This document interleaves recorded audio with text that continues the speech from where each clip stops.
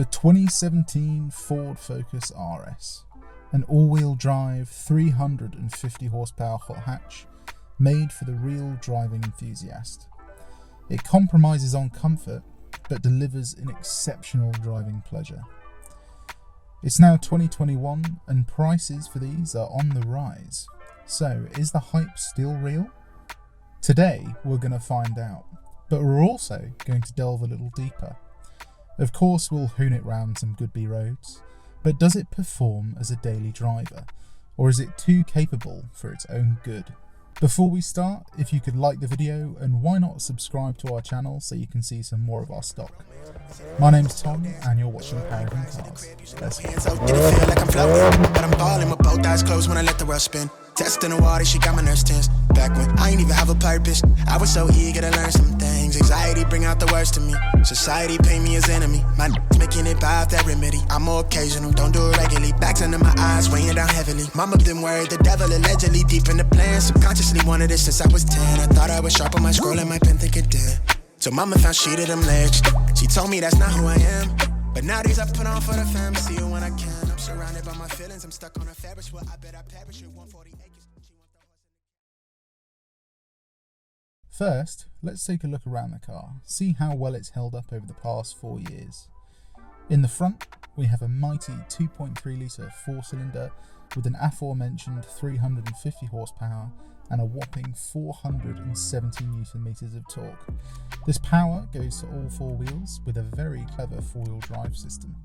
We'll talk more about that later. In the front, we have the normal Recaro Sport seats rather than the optional buckets. And for daily driving, these are the seats you want in my opinion. The dash area is your standard well-spec'd Ford Focus, bar the gauges up top. It's certainly no Audi A3, but you don't feel like you're missing that much. However, one thing you do get that rivals don't is a proper front windscreen heater. This feature is on most Fords, but it makes all the difference on an icy morning. Whilst the Audi driver will be sitting there scraping his windscreen, you'll already be on your way. There is also a Sony sound system which just about delivers enough punch to be enjoyed, and a reverse camera that's actually pretty good. Another nifty feature of Ford's is this built-in door protector. No more accidentally denting your door when you're in a hurry. A fancy but very neat bit of engineering. Coming into the back, you'll find there's a good amount of room for most adults, and quality comes through as well. As you can see, there's decent enough legroom and enough headroom for someone that's 5'11". Sadly, the boot space isn't that great at only 260 litres. This is due to the trickle-wheel drive system and the rear drive unit eating over 83 litres of space. Still, it's enough for 2 large suitcases or 3 smaller ones. Now we've had a look around the car, let's see what it's like for the average Joe like me to drive on some realistic roads. Okay, so driving the 2017 Ford Focus RS. Now, I'm quite lucky. I've been able to drive quite a few hot hatches, mainly from VAG manufacturers. So I've driven things like the Golf R, the RS3, the S3, and I'm actually an owner of a 2019 Seat Leon Cupra. So it's going to be interesting to see how different this car is, because from a journalist perspective, this is the driver's car of the three. And I can already feel, going over the bumps back there, this is definitely much more of a driver's car. Now forgive me, it's been a while since I've driven a manual, so my shifts aren't exactly lightning quick. Plus this car is for sale, so I'm not going to be flat shifting or anything like that. But my initial impressions, the ride is hard, but it's not bad.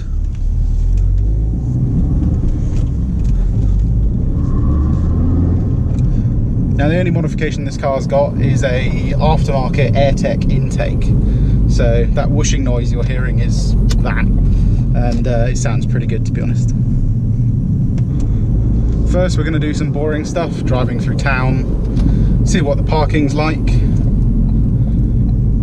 and then we're going to finally get onto some twistier roads.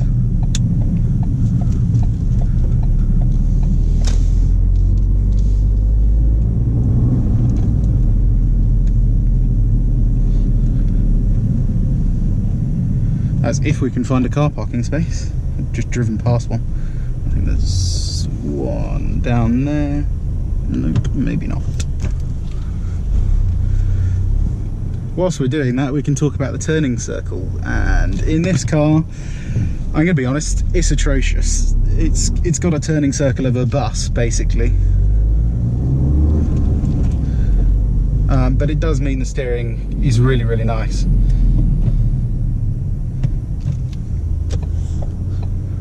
Okay, so these cars don't come with parking sensors as standard, but you do get a reverse camera, so parking one of these isn't that bad. Visibility is quite good as well.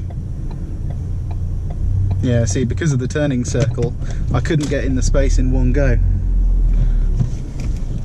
Used to driving all the bog standard cars, you see.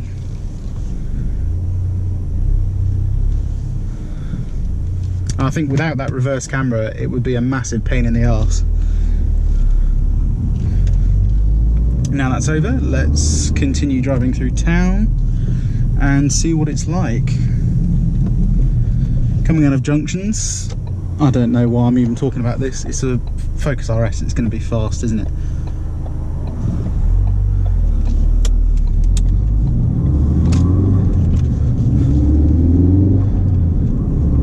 Yeah, that AirTech intake sounds fantastic.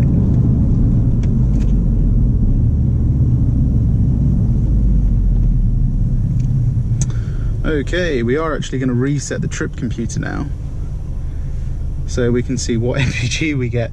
I know that's not like the most important thing for a lot of buyers, but it is a factor when you're buying this car to drive daily. You want to know how much it's going to cost you at the pumps. You know, is it going to be a lot more expensive than a Golf R? Because, you know, a lot of people are looking at buying stuff like that over one of these. Sitting at traffic lights, this car does have hill hold assist and start stop. So if I put the car in neutral and then take my foot off clutch, it will actually turn the engine off. A lot of people don't like that, but if you're driving around town a lot, it does save a little bit of fuel. So it is worth having. And the hill hold assist is great, you know, especially if you're quite a young driver. A lot of people struggle with their hill starts.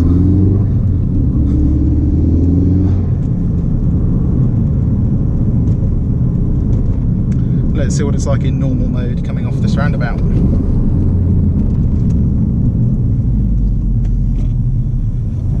It's quite easy to heel and toe in this. I've got my work shoes on, so it's not exactly the easiest thing in the world, but if I had my proper shoes on, it would certainly be quite easy. Coming off this roundabout, I can already tell it's a much better car in terms of handling than a Golf R. The steering has a nicer weight to it. You can tell what the front wheels are doing much better. And the suspension, because it's stiff, yes, it has a more compromised ride, but it also means you get a lot more control when you're going around the corners. Now we're coming up to national speed limit, and we're gonna give you a little bit of acceleration in sports mode. In fact, why not put it in race?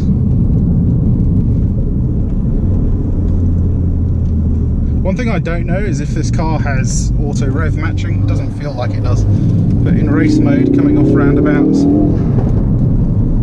it's very neutral actually, very neutral. I'm guessing drift mode will have a lot more punch to it when it comes to going around corners. So they say that it sends 70% of the torque to the wheel with most grip. So if I'm turning right round a roundabout, it'll send 70% of the torque to the left rear tyre, which will then initiate the drift. One thing I can feel is how stiff the suspension is in race mode. It's very, very stiff, even on quite a smooth road like this. You get the odd pop and bang as well, which is quite nice.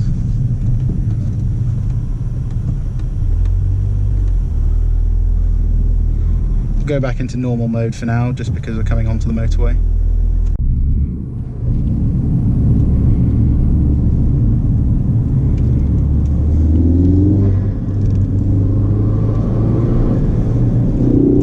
Coming onto motorway is no problem, as you'd imagine.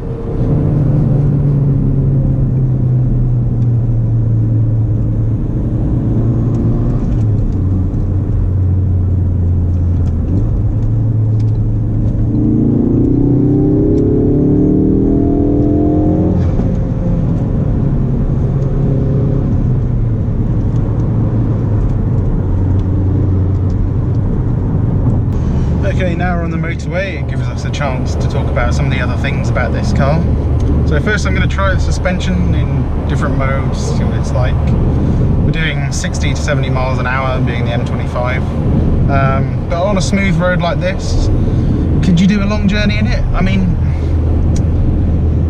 yes, it's not as comfortable as my Leon Cupra for a long journey, but it's certainly livable. I think if you were, you know, if you had back problems or something, it's probably a car you would avoid. But these normal Recaro seats are actually really, really comfortable.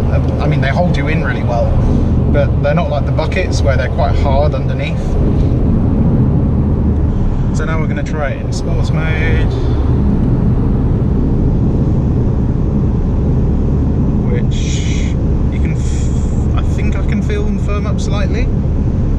It just feels slightly more controlled. Track mode, you can feel it quite substantially.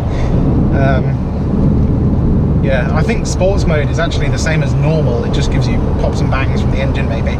Let me know in the comments below if you can. But yeah, race mode, it feels really, really bumpy. You can probably tell from how much the camera is moving. Even going over really small undulations, you can feel it like really bouncing you around. Okay, we're going to go back into normal now. Don't want to use drift mode on the motorway, that probably wouldn't end well. In terms of interior quality, it's actually pretty good, you know. I mean, you've got soft touch materials where you're actually touching stuff. The steering wheel leather isn't very high quality. It's even less than what's in my Cupra. But the actual like shape of it and like squishiness is really, really nice. You've also got squishy materials on the dash, not somewhere where you would actually touch, but it certainly feels nice to be in here. It's not quite as eccentric as something like an Audi A3 where you have the sort of everything's knurled and feels really nice. But everything has its purpose, you know. You've still got a soft head lining. These are plastic. That's the same in my Cupra. You know, there's sort of leather on the door sills. You've got blue stitching, so it doesn't feel terrible in here. In terms of wind noise, it's actually quite hard to tell because the engine is so loud, and that intake really adds to the theatre of the engine.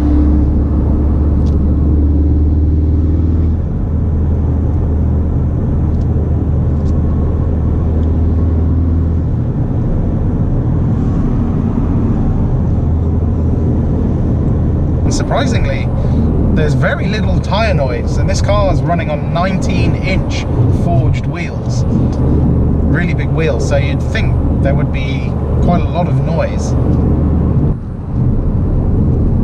In terms of visibility, it's the same as every other Ford Focus, so you get a really good view out the front.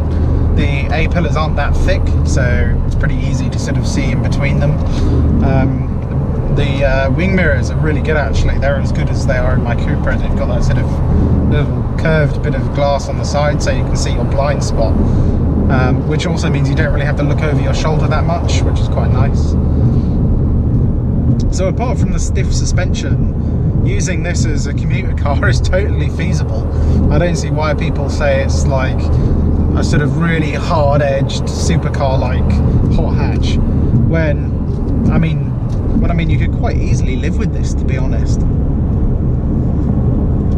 So far we're averaging 34 miles to the gallon, which isn't quite as good as its rivals. I know in a Golf R I can easily get 45 miles per gallon plus if I'm driving at 60 miles an hour.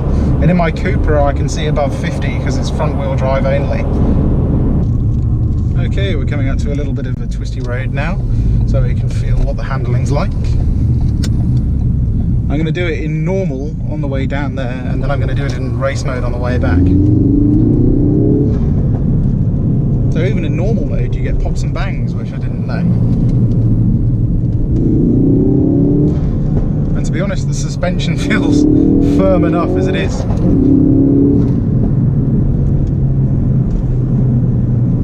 Going over this bump here, oh, it's so composed. And it's the national speed limit. That's all you get, really.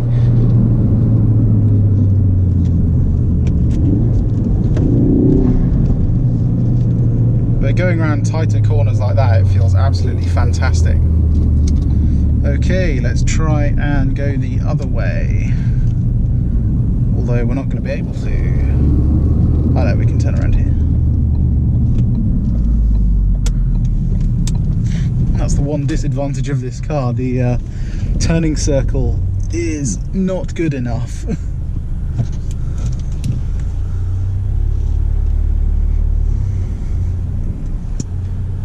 At least it's got a reverse camera though. Okay, let's put the car into race mode. My guessing is the suspension is going to be slightly too firm.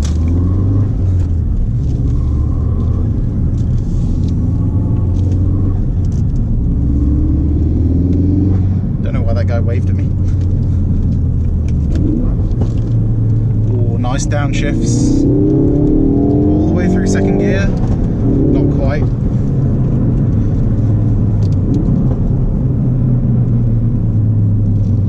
Over this bump on the way back. Very composed again, obviously. Do you know what? It's firm, but it's not actually that crazy.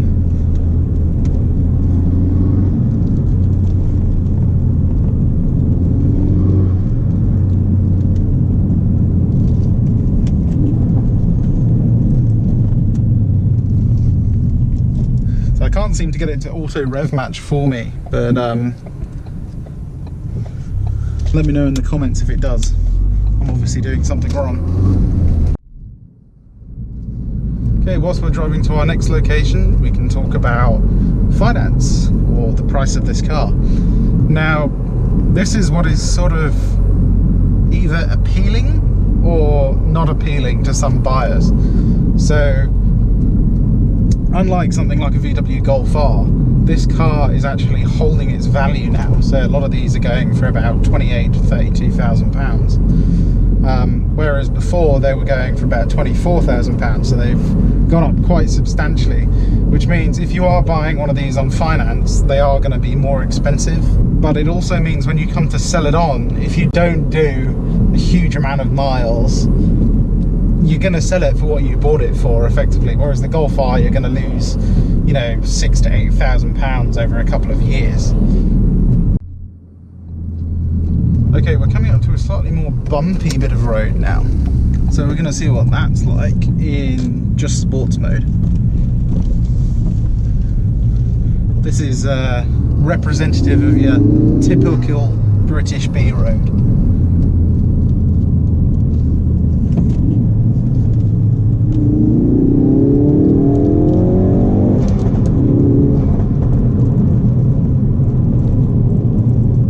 Exhaust is certainly more lively than my Cupra, especially as standard. The pops and bangs are much louder on this.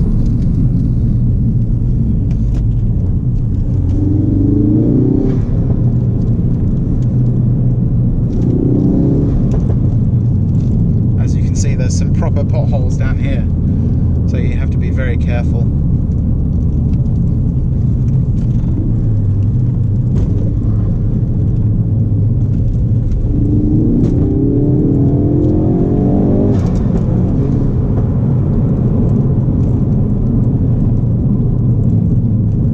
Acceleration once you're going, it's quite quick, but it's actually not as fast as my Cupra, believe it or not, or a Golf R, I don't think. I think that's mainly because it's a manual, so as soon as you change gear, the DSG is just what makes those cars so fast. pure driving pleasure, yeah, I'm sorry, this car has got the Golf RB hands down. The shifts are buttery smooth. Oh, just everything about this car is so easy to use.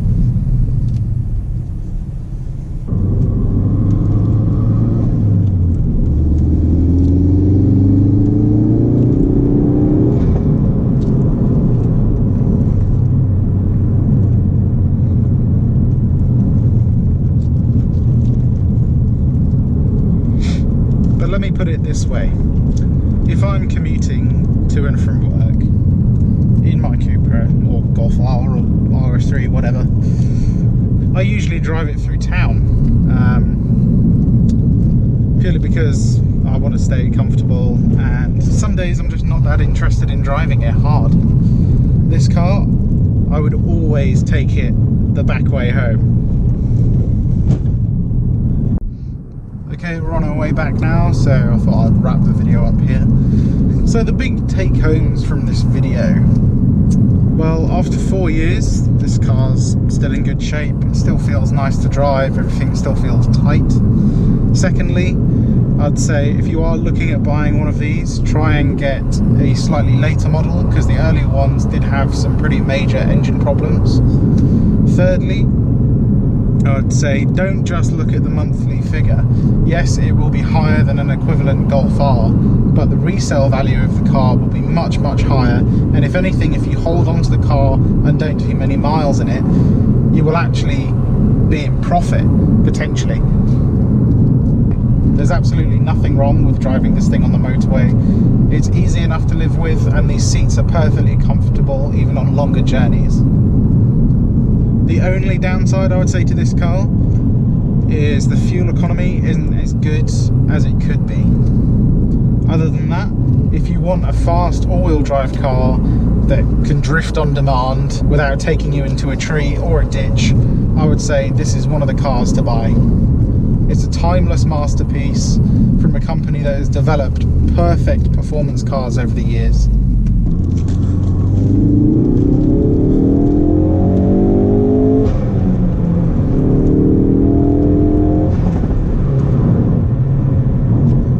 As always, if you like the video, give it a thumbs up, and why not subscribe to our channel so you can see some more of our stock. I'll see you on the next one. Goodbye.